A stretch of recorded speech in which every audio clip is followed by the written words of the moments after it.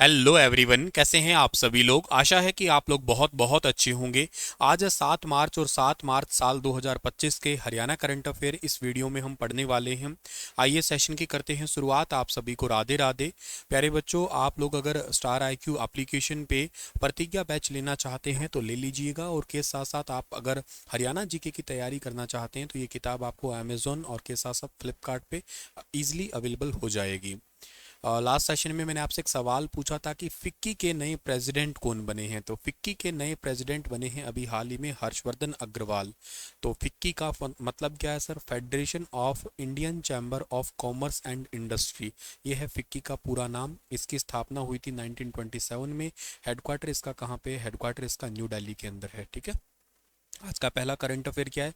हरियाणा के कितने राज्य विश्वविद्यालयों पर ऋण के साथ अनुदान सहायता नीति में बदलाव के कारण 6625.82 करोड़ रुपए का ऋण जमा हो गया है। तो टोटल जो है ना, इतना ऋण जमा हो गया है हरियाणा के अंदर टोटल 22 विश्वविद्यालयों पे, राज्य विश्वविद्यालयों के ऊपर, यानी कि हरियाणा के 22 राज्य विश्वविद्यालयों पर ऋण के साथ अनुदान सहायता नीति में बदलाव के कारण टोटल 6625.82 करोड़ रुपए का ऋण जमा हो गया है। और बढ़ते ऋण के कारण अनुसंधान, शिक्षण, यहाँ तक कि यूनिवर्सिटी के अस्तित्व पर भी असर पड़ रहा है।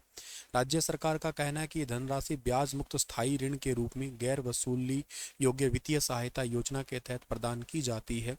अधिकारियों का ये कहना है कि अनुदान सहायता को राजस्व व्यय के रूप में गिना जाता है, जबकि ऋण को पूंजीगत व्यय के रूप में गिना जाता है, जिसका यूनिवर्सिटी के ऊपर जो है ना, या यूनिवर्सिटी की संपत्ति का निर्माण या राजस्व उत्पन्न करना उनके लिए माना जाता है।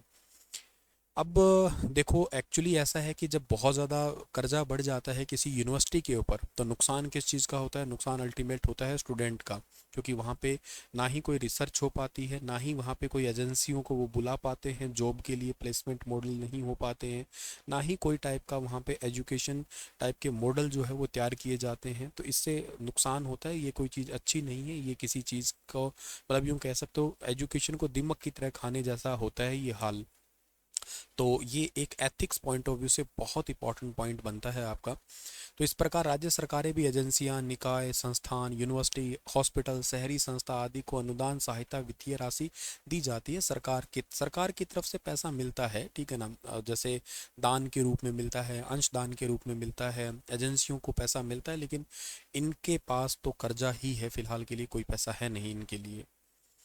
हरियाणा इलेक्ट्रिसिटी रेगुलेटरी कमीशन, जिसको आप लोग कहा करते हो HERC, तो HERC की अगर मैं बात करता हूँ यहाँ पे, तो HERC जो है ना हमारे पास में, इसने अपने किस अधिनियम में संशोधन किया है? तो इसके अंदर जो है ना, इन्होंने संशोधन किया है ग्रीन एनर्जी ओपन एक्सेस विनियम 2023। इसके अंदर अभी रिसेंटली जो है ना, इन्होंने संशोधन किया है। तो HERC जो है ना, इन्होंने अभी रिसेंटली इसके अंदर संशोधन किया है। 100 किलोवाट या इससे अधिक की अनुबंधित मांग वाले उपभोक्ता, चाहे एकल कनेक्शन के माध्यम से हो या वितरण लाइसेंसधारी के एक ही विद्युत प्रचालन प्रभाग के अंतर्गत हो, 100 किलोवाट या इससे अधिक की कुल क्षमता वाले एकाधिक कनेक्शन के माध्यम से अब हरित ऊर्जा ओपन एक्सेस के लिए पात्र होंगे। अच्छा, HERC जो है ना, हरियाणा इलेक्ट्रिसिटी रेगुलेटरी कमीशन जो है, एक रेगुलेटरी बॉडी है ये, और इलेक्ट्रिसिटी डिस्ट्रीब्यूशन, जनरेशन और ट्रांसमिशन का काम करती है ये। मतलब HERC का मेन काम क्या होता है?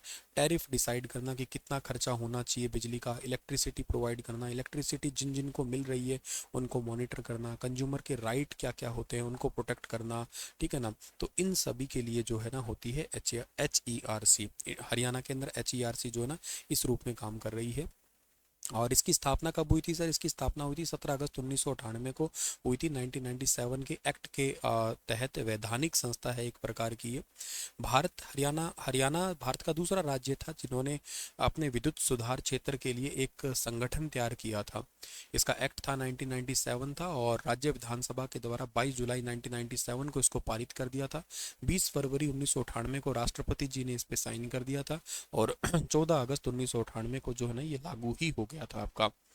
तो अभी रिसेंटली इन्होंने जो ना green energy open access regulation 2023 है, इसका अभी रेगुलेशन जारी किया है, जिसके तहत हरियाणा का कोई भी उपभोक्ता जिनके अंदर कोई भी जिनकी कनेक्टेड डिमांड है या कोई भी लोड है, उसको कम से कम 100 किलोवाट है बिना किसी लिमिट के ग्रीन एनर्जी ओपन एक्सेस के लिए जो है ना वो पात्र हो जाएगा। इसका उद्देश्य बस इतना ही है कि नवीनीकरण ऊर्जा जो होती है ना, उसको सीधा सीधा बढ़ावा देना।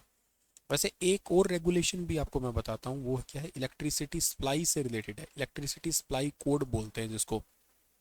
तो वो 2024 का है। इसमें बेसिकली क्या है, इसमें एचईआरसी ने इलेक्ट्रिसिटी सप्लाई कोड में एक संशोधन किया है, छोटा सा संशोधन किया है यूँ समझो, जिसका उद्देश्य क्या है कि किसानों के लिए बिना किसी शुल्क के, कोई भी पैसा नहीं देना पड़ा, उनको बिजली के ट्रांसफार्मर की मरम्मत और बदलाव करने के लिए सुनिश्चित किया गया है।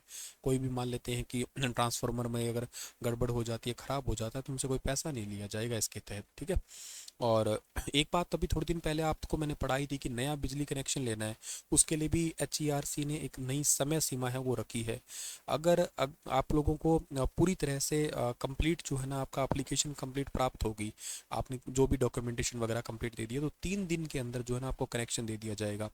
नगर जो है ना, आप ये गाँव के अंदर 7 दिनों का टाइम लग सकता है, ठीक है ना, 7 से 15 दिन भी लग सकते हैं, ठीक है। 3 दिन के अंदर फाइल वैसे प्रोसेस होएगी, 7 दिनों के अंदर सिटी के अंदर और 15 दिनों के अंदर गाँव के अंदर जो है ना कनेक्शन होगा। तो इसका मतलब सीधा सा ही है कि उपभोक्ताओं को जल्दी से जल्दी सुधार उपलब्ध करवाना, सीधा सा मतलब है ये हमारा, ठीक है। इसके अलावा जो है ना शिकायत निवारण एक प्रणाली में सुधार किया गया है। एचईआरसी ने जो है ना वो बेसिकली 4 स्टार की शिकायत निवारण जो निर्माण प्रणाली है ना, उसके अंदर सुधार किया गया है अभी ये। और इसके अलावा नए अध्यक्ष की नियुक्ति वगैरह भी की गई थी यहाँ पे, अभी नवंबर 2023 में की गई थी। नंदलाल शर्मा को एचईआरसी का नया अध्यक्ष बनाया गया था, तो उसके बाद से तो कोई और अपडेट है नहीं यहाँ पे, ठीक है। और यहाँ पे जो है ना एक इनका जो कार्यकाल रहेगा ना 2028 तक रहने वाला है, तो तब तक के लिए आप नंदलाल शर्मा जी को याद कर सकते हो, ठीक है।